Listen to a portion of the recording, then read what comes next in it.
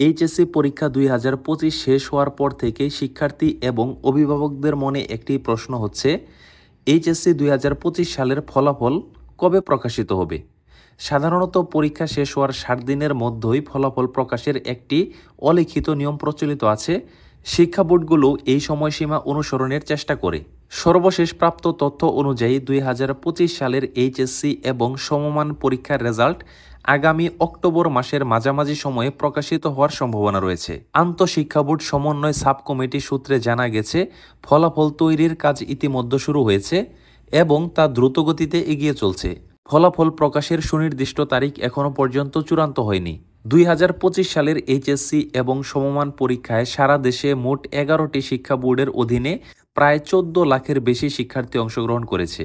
সুতরাং আপনারা যারা 2025 সালে এইচএসসি পরীক্ষা দিয়েছেন, আপনারা অবশ্যই ফলাফলের জন্য অপেক্ষা করছেন। আপনাদেরকে একটি কথা বলি, অক্টোবর মাসের মাঝামাঝি সময়ে অর্থাৎ অক্টোবর মাসের 10 তারিখ থেকে নিয়ে 15 তারিখ পর্যন্ত এই সময়ের ভেতরেই ধারণা করা হচ্ছে এইচএসসি পরীক্ষার ফলাফল প্রকাশিত হবে। তবে সবথেকে গুরুত্বপূর্ণ যেই তারিখটি সেটি হচ্ছে 10 অক্টোবর। 10 অক্টোবর প্রকাশিত না হলেও 10 থেকে 15 অক্টোবরের ভেতরেই ফলাফল প্রকাশিত হওয়ার প্রবল সম্ভাবনা রয়েছে। এখন আপনাদেরকে ছোট্ট করে জানাই কিভাবে আপনারা এইচএসসি পরীক্ষার ফলাফল দেখবেন। মানে যেই তারিখে এইচএসসি পরীক্ষার ফলাফল প্রকাশিত হবে ওই তারিখে আপনারা কিভাবে সবার আগে রেজাল্ট দেখবেন। ওয়েবসাইট থেকে রেজাল্ট দেখার জন্য আপনারা আপনাদের ফোন থেকে ক্রোম ব্রাউজার দিয়ে চলে যাবেন www.educationboardresults.gov.bd এই ওয়েবসাইটে। তারপর এক্সামিনেশনের উপর চাপ দিয়ে আপনারা ক্লিক করবেন এইচএসসি। তারপর সেখান থেকে ইয়ার সিলেক্ট করবেন 2025।